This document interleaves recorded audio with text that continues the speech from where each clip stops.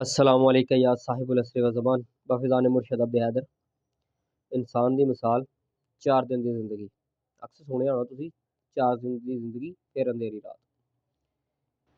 ਇਹ ਲੇਲਾ ਜਿਹਨੂੰ ਮੇਂਢਾ ਵੀ ਕਿਹਾ ਜਾਂਦਾ ਹੈ, ਘੋੜਾ, ਗਧਾ ਤੇ ਕੁੱਤਾ, ਯਾਨੀ ਬੱਕਰੀ ਦਾ ਬੱਚਾ, ਘੋੜਾ, ਖੋਤਾ ਤੇ ਕੁੱਤਾ, ਇਹ 4 ਦਿਨ ਦੀ ਜ਼ਿੰਦਗੀ ਨਾਲ ਇਹਨੂੰ ਤਸ਼ਬੀਹ ਦਿੱਤੀ ਗਈ। ਸਿਆਣਿਆਂ ਕੋ ਅੱਜ ਤੱਕ ਇਹੋ ਹੀ ਸੁਣਿਆ, ਠੀਕ ਹੈ।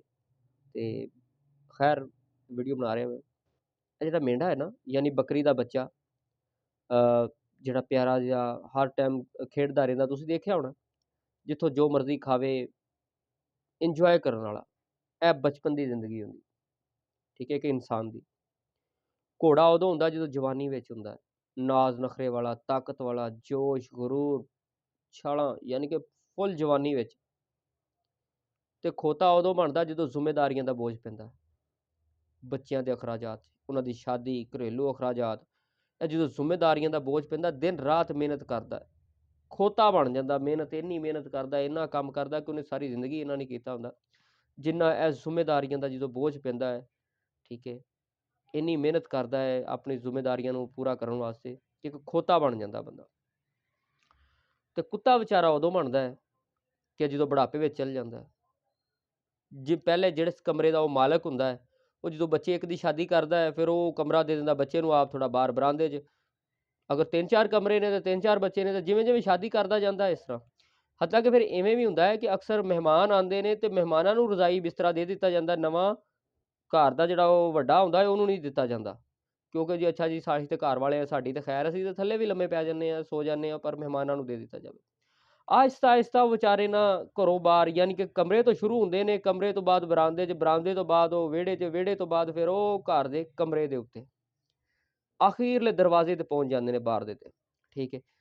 ਤੇ ਜ਼ਾਹਰੀ ਗੱਲ ਉਦੋਂ ਬਜ਼ੁਰਗ ਹੋ ਚੁੱਕਿਆ ਹੁੰਦਾ ਹੈ, ਨਾ ਉਹਦੇ ਨਾਲ ਕੋਈ ਸਲਾਹ ਕਰਦਾ, ਨਾ ਕੋਈ ਉਹਦੇ ਨਾਲ ਮਸ਼ਵਰਾ ਕਰਦਾ। ਮਹਿਮਾਨ ਵੀ ਆਉਂਦੇ ਨੇ, ਜ਼ਾਹਰੀ ਗੱਲ ਹਾਣ ਨੂੰ ਹਾਣ ਪਿਆਰਾ ਹੁੰਦਾ ਹੈ। ਜਵਾਨਾਂ ਨੇ ਜਵਾਨਾਂ ਨੂੰ ਮਿਲਣਾ ਹੁੰਦਾ, ਔਰਤਾਂ ਨੇ ਔਰਤਾਂ ਨੂੰ ਮਿਲਣਾ ਹੁੰਦਾ। ਬਾਬਾ ਕੋਈ ਹੋਵੇ ਤਾਂ ਬਾਬੇ ਨੂੰ ਮਿਲੇ ਨਾ। ਹੁਣ ਮਹਿਮਾਨਾਂ ਨਾਲ ਬਾਬੇ ਕਿੰਨੇ ਕੁ ਆਉਂਦੇ ਨੇ, ਉਹ ਵੀ ਕੋਈ ਨਹੀਂ ਆਉਂਦੇ, ਉਹਨੂੰ ਵੀ ਘਰ ਛੱਡ ਕੇ ਜਾਂਦੇ ਨੇ, ਉਹਨੂੰ ਨਜ਼ਰ ਨਹੀਂ ਆਉਂਦਾ, ਰਾਹ ਵਿੱਚ ਉਹਦੀ ਤਬੀਅਤ ਖਰਾਬ ਹੋ ਜਾਂਦੀ, ਬਾਬਾ ਘਰ ਹੀ ਰਹਿੰਦਾ ਹੁੰਦਾ, ਠੀਕ ਹੈ, ਗੱਲ ਸਮਝ ਰਹੇ ਹੋ। ਉਹ ਬਾਬਾ ਜਿਹੜਾ ਹੁੰਦਾ ਨਾ, ਉਹਦੀ ਮਿਸਾਲ ਉਸ ਟਾਈਮ ਕੁੱਤੇ ਵਰਗੀ ਬਣ ਚੁੱਕੀ ਹੁੰਦੀ ਹੈ। ਮਾਜ਼ਰਤ ਨਾਲ, ਮੈਂ ਅੱਜ ਤੋਂ ਬੜਾ ਸਾਲ ਪਹਿਲੇ ਕਿਸੇ ਨਾਲ ਗੱਲ ਕੀਤੀ ਸੀ, ਤੇ ਉਸ ਬੰਦੇ ਨੇ ਮੇਰੀ ਗੱਲ ਦਾ ਬੜਾ ਗੁੱਸਾ ਕੀਤਾ ਸੀ, ਮੇਰਾ ਰਿਸ਼ਤੇਦਾਰ ਸੀ। ਤੇ ਖੈਰ ਉਹਨੂੰ ਵਕਤ ਦੇ ਨਾਲ ਫਿਰ ਉਹ ਗੱਲ ਸਮਝ ਆਈ ਸੀ ਕਿ ਹਾਂ ਗੱਲ ਵਾਕਈ ਸੱਚੀ ਹੈ, ਕਿ ਇਨਸਾਨ ਵਾਕਈ ਹੀ ਕੁੱਤਾ ਬਣ ਜਾਂਦਾ, ਕੁੱਤੇ ਵਰਗੀ ਜ਼ਿੰਦਗੀ ਹੋ ਜਾਂਦੀ ਹੁੰਦੀ। ਕਿ ਉਹ ਮਿਸਾਲ ਅਗਰ ਸਿਆਣਿਆਂ ਨੇ ਦਿੱਤੀ ਹੈ, ਮੈਂ ਨਹੀਂ ਦੇ ਰਿਹਾ, ਅੱਜ ਤੋਂ ਸਾਲਾਂ ਪੁਰਾਣੀਆਂ, ਵਾਹਵਾ ਸਾਲ ਪੁਰਾਣੀਆਂ ਨੇ ਗੱਲਾਂ ਨੇ, ਸਿਆਣਿਆਂ ਨੇ ਕੀਤੀਆਂ ਨੇ, ਕਿ ਵਾਕਈ ਫਿੱਟ ਵੀ ਹੁੰਦੀਆਂ ਨੇ। ਕਿ ਉਹਨੂੰ ਰੋਟੀ ਦਿੱਤੀ ਜਾਂਦੀ ਸਿਰਫ, ਉਹ ਵੀ ਮੁਕੱਦਰਾ ਨਾ, ਅਗਰ ਉਹਦੀ ਕਿਸਮਤ ਚੰਗੀ, ਕੋਈ ਨੌਵਾਂ ਅੱਛੀਆਂ ਨੇ, ਪੁੱਤਰ ਅੱਛੇ ਨੇ, ਤੇ ਪੁੱਛ ਲੈਂਦੇ ਨੇ, ਨਹੀਂ ਵਿਚਾਰਾ ਦਵਾਈ ਤੋਂ ਬੈਠਾ। ਜਿਸ ਘਰ ਦਾ ਮਾਲਕ ਹੁੰਦਾ, ਜਿਹੜੀ ਜ਼ਮੀਨ ਜਾਇਦਾਦ ਉਹਨੂੰ ਦਿੱਤੀ ਹੁੰਦੀ ਹੈ, ਉਹ ਵਿਚਾਰਾ ਨਹਾਉਣ ਤੋਂ ਬੈਠਾ ਹੁੰਦਾ ਹੈ, ਅੱਛੇ ਕੱਪੜੇ ਪਾਉਣ ਤੋਂ ਬੈਠਾ ਹੁੰਦਾ ਹੈ, ਉਹਦੇ ਕੋਲ ਖਰਚਾ ਤੱਕ ਵੀ ਨਹੀਂ ਹੁੰਦਾ ਵਿਚਾਰੇ ਕੋਲ, ਠੀਕ ਹੈ। ਇਹੋ ਜਿਹੀ ਜ਼ਿੰਦਗੀ, ਨਾ ਉਹਦੇ ਨਾਲ ਕੋਈ ਮਸ਼ਵਰਾ ਕਰਦਾ ਹੈ, ਨਾ ਕੋਈ ਸਲਾਹ ਕਰਦਾ ਹੈ, ਨਾ ਉਹ ਕੋਈ ਦੁੱਖ ਸੁੱਖ। ਬੱਚਿਆਂ ਕੋਲ ਟਾਈਮ ਨਹੀਂ ਹੁੰਦਾ ਉਹਦੇ ਨਾਲ ਗੱਲਬਾਤ ਕਰਨ ਦਾ, ਠੀਕ ਹੈ, ਨੌਵਾਂ ਨੂੰ ਕੀ ਲੱਗੇ, ਠੀਕ ਹੈ। ਇਸ ਤਰ੍ਹਾਂ ਦੀ ਜ਼ਿੰਦਗੀ ਉਹਦੀ ਬਣ ਜਾਂਦੀ ਹੈ ਕਿ ਬਸ ਇਹੋ ਹੀ ਕੁੱਤਾ ਹੀ ਸਮਝ ਆਉਂਦਾ, ਜਿਹਨੇ ਸਾਰਾ ਕੁਛ ਉਹਦੇ ਕੀਤਾ ਹੁੰਦਾ, ਬੱਚਿਆਂ ਵਾਸਤੇ ਸਾਰੀ ਜਾਇਦਾਦਾਂ ਛੱਡੀਆਂ ਹੁੰਦੀਆਂ ਨੇ, ਉਹਦੇ ਵਾਸਤੇ ਕੱਖ ਵੀ ਨਹੀਂ, ਠੀਕ ਹੈ। ਇਹ ਤੁਸੀਂ ਬਿਹਤਰ ਹਾਲਾਤ ਵੇਖੇ ਹੋਣੇ ਨੇ। ਉਹ ਗੱਲ ਉਹੀ ਆ ਜਾਂਦੀ ਕਿ ਅਗਰ ਮੇਰੀ ਮੰਟੂ ਨੇ ਕਿਹਾ ਸੀ ਨਾ, ਅਗਰ ਤੁਹਾਨੂੰ ਮੇਰੀ ਪੋਸਟ ਪੜ੍ਹ ਕੇ ਗੁੱਸਾ ਆਉਂਦਾ ਨਾ, ਇਹਦਾ ਮਤਲਬ ਤੁਸੀਂ ਆਪਣੇ ਇਰਦ ਗਿਰਦ ਦੇ ਹਾਲਾਤ ਤੋਂ ਵਾਕਿਫ ਨਹੀਂ ਹੈਗੇ।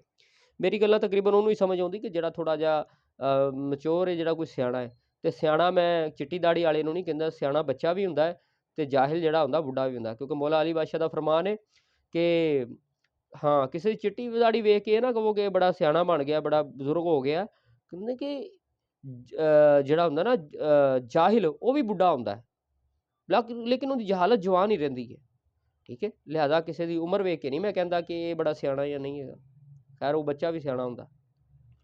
ਇਹੋ ਹੀ 4 ਦਿਨ ਦੀ ਜ਼ਿੰਦਗੀ, ਤੇ ਫਿਰ ਹਨੇਰੀ ਰਾਤ, ਯਾਨੀ ਅੱਗੋਂ ਫਿਰ ਕਬਰ। ਇਹ ਸਾਰਾ ਕੁਝ ਸਮਝ ਨਹੀਂ ਆਈ ਕਿ ਵੈਸੇ ਕੈਸੀ ਗੱਲ ਹੈ, ਦੁਨੀਆ ਵਾਸਤੇ ਕੀਤਾ ਤੇ ਕੁੱਤਾ ਬਣ ਕੇ ਰਹਿ ਗਿਆ, ਅਖੀਰ ਕੁੱਤਾ ਬਣ ਕੇ ਰਹਿ ਗਿਆ, ਠੀਕ ਹੈ। ਉਹਨੂੰ ਪੁੱਛਿਆ ਤੱਕ ਵੀ ਨਹੀਂ ਗਿਆ, ਬਸ ਬਸ ਖਤਮ ਹੋ ਗਈ ਉਹਦੀ ਕਹਾਣੀ। ਇਹ ਸਾਰਾ ਕੁਝ ਇਨਸਾਨਾਂ ਦੀ ਖਾਤਰ ਕੀਤਾ, ਬੰਦਾ ਕੁੱਤਾ ਖੋਤਾ ਸਭ ਕੁਝ ਬਣਿਆ, ਪਰ ਕੀ ਅਜਰ ਮਿਲਿਆ? ਕੁਛ ਵੀ ਨਹੀਂ। ਉਹ ਭਾਈ ਇਸੇ ਲਈ ਕਹਿਣਾ ਵਾ, ਇਹ ਮੇਰਾ ਵੀਡੀਓ ਬਣਾਉਣ ਦਾ ਕੋਈ ਮਕਸਦ ਨਹੀਂ ਸੀ ਹੈਗਾ, ਸਿਰਫ ਦੱਸਣਾ ਤੁਹਾਨੂੰ ਇਹ ਸੀ। ਜਿਹੜੀ ਦੁਨੀਆ 'ਤੇ ਤੁਸੀਂ ਲੱਗੇ ਫਿਰਦੇ ਹੋ ਨਾ, ਜਿਹੜੀ ਅੱਜ ਕਹਿ ਰਹੇ ਹੋ ਤੁਸੀਂ, ਉਸ ਟਾਈਮ ਬੰਦਾ ਮੌਤ ਮੰਗ ਰਿਹਾ ਹੁੰਦਾ ਹੈ, ਜਿਸ ਟਾਈਮ ਇਸ ਕੰਡੀਸ਼ਨ 'ਚ ਮੌਤ ਮੰਗ ਰਿਹਾ ਹੁੰਦਾ ਕਿ ਅੱਲਾ ਮੌਤ ਮਿਲ ਜੇ। ਕਿਉਂਕਿ ਜਿੰਨਿਆਂ ਰਿਸ਼ਤੇਦਾਰਾਂ ਨੂੰ ਇਹ ਸਾਰੀ ਉਮਰ ਬੰਦਾ ਨਹੀਂ ਨਾ ਮਿਲਿਆ ਹੁੰਦਾ, ਆਪਣੀ ਨਖਰੇ 'ਚ ਰਹਿੰਦਾ ਹੈ, ਉਧਰ ਇਹ ਬੱਚੇ ਆਪਣੀ ਮਰਜ਼ੀ ਨਾਲ ਸ਼ਾਦੀਆਂ ਕੀਤੇ ਜਾਂਦੇ ਨੇ।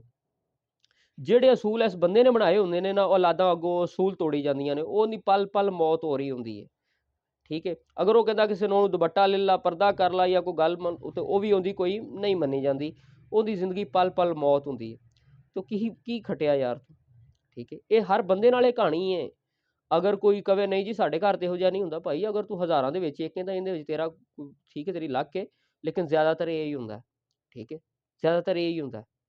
ਅੱਛਾ, ਹੁਣ ਗੱਲ ਇਹ ਹੈ ਕਿ ਹਾਲੇ ਵੀ ਵਕਤ ਹੈ। ਇਹ ਆ ਜ਼ਿੰਦਗੀ ਦਾ ਮੁਕਤਸਰ ਜਿਹਾ ਜਿਹੜਾ ਹਿੱਸਾ, ਜਿਹੜਾ 4 ਦਿਨ ਦੀ ਜ਼ਿੰਦਗੀ ਹੈ। ਠੀਕ ਹੈ, ਮੇਰੀ ਕੋਈ ਗਲਤੀ ਕੱਢ ਸਕਦਾ ਇਹਦੇ 'ਚ, ਮੈਂ ਮੰਨ ਵੀ ਲਾਂਗਾ ਕਿ ਮੇਰੀ ਕੋਈ ਗਲਤੀ, ਕਿਉਂਕਿ ਇਹ ਕੋਈ ਦੀਨੀ ਤਲਕ ਨਹੀਂ ਸੀ ਇਹਦੇ ਨਾਲ, ਇਹ ਦੁਨਿਆਵੀ ਸੀ। ਤੇ ਦੁਨਿਆਵੀ ਮਾਮਲੇ 'ਚ ਮੇਰੇ ਤੋਂ ਸਿਆਣੇ ਬੜੇ ਲੋਕ ਪਏ ਨੇ, ਹੋ ਵੀ ਸਕਦੀ ਹੈ, ਲੇਕਿਨ ਇੱਕ ਮਿਸਾਲ ਸਮਝਣ ਵਾਸਤੇ ਬਹੁਤ ਪਿਆਰੀ ਹੈ। ਠੀਕ ਹੈ, ਤੇ ਗੱਲ ਹੁੰਦੀ ਵੀ ਇਸ ਤਰ੍ਹਾਂ ਹੀ ਪਈ ਹੈ। ਹਾਲੇ ਵੀ ਵਕਤ ਹੈ, ਅਸੀਂ ਤੇ ਕਹਿੰਦੇ ਕਿ ਹਾਲੇ ਵੀ ਵਕਤ ਹੈ। ਤੁਸੀਂ ਖੁਆਇਸ਼ ਤੇ ਕਰੋ ਕਿ ਜਿਹੜਾ ਆਲਮੇ ਅਰਵਾਹ ਵਿੱਚ ਸਾਹਮਣੇ ਆਇਆ ਹੈ, ਤੁਸੀਂ ਤਲਬ ਤੇ ਕਰੋ। ਆਲਮੇ ਅਰਵਾਹ 'ਚ ਵੀ ਸਾਹਮਣੇ ਆਇਆ, ਮਰਨ ਤੋਂ ਬਾਅਦ ਵੀ ਸਾਹਮਣੇ ਆਏਗਾ। ਭਲਾ ਉਹ ਦੁਨੀਆ 'ਚ ਕਿਉਂ ਨਹੀਂ ਸਾਹਮਣੇ ਆਉਣ ਲੱਗਾ, ਦੁਨੀਆ 'ਚ ਵੀ ਆਏਗਾ, ਪਰ ਤੁਸੀਂ ਤਲਬ ਤੇ ਕਰੋ, ਕੋਸ਼ਿਸ਼ ਤੇ ਕਰੋ। ਠੀਕ ਹੈ, ਓਏ ਹੋਏ, ਜਿਹੜੀਆਂ ਕੋਸ਼ਿਸ਼ਾਂ ਤੁਸੀਂ ਇਹ ਦੁਨਿਆਵੀ ਰਿਸ਼ਤਿਆਂ ਵਾਸਤੇ ਕੀਤੀਆਂ, ਦੁਨੀਆਦਾਰਾਂ ਵਾਸਤੇ ਕੀਤੀਆਂ, ਇਹੋ ਹੀ ਅਗਰ ਮਾਲਕ ਮੌਲਾ ਵਾਸਤੇ ਕਰਦੇ ਤੇ ਤੁਹਾਡਾ ਕੀ ਮਕਾਮ ਹੁੰਦਾ।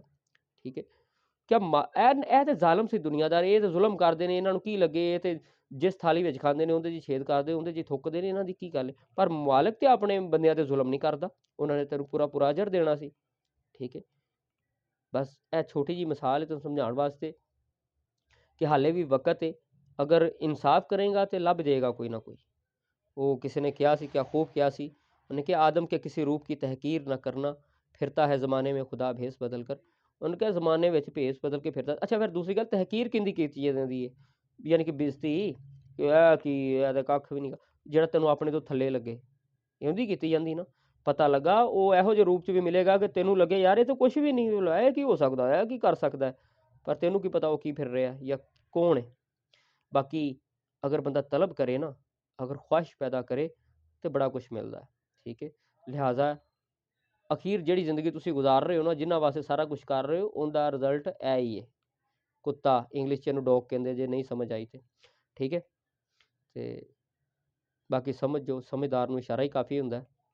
बाकी हुब्बे अली रहमतुल्लाह, बुग़्ज़े अली लानतुल्लाह बेशुमार।